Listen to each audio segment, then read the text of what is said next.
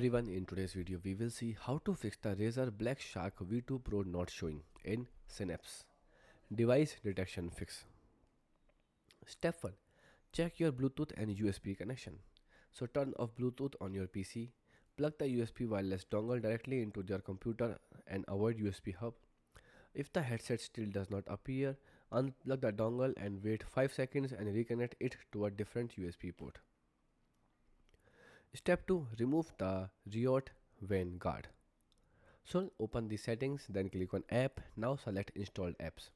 Search for Riot Vanguard and click uninstall and restart your PC and open the Razer Synapse and check whether the headset is now detected. Step 3. Run Synapse and administrator and repair it. So close the Razer Synapse completely, include the system icon.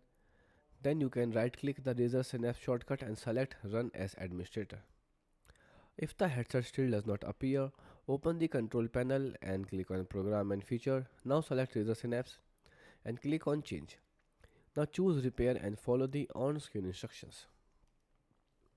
Step 4. Perform a clean reinstall or of Razer Synapse. So if repairing Synapse does not help, completely remove the software and its driver before reinstalling.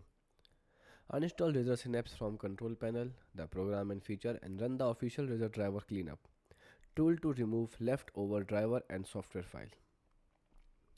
Now restart your PC. So download and install the latest version of Razer Synapse. Right click the installer and choose run as administrator during the installation. Goodbye and thanks for watching.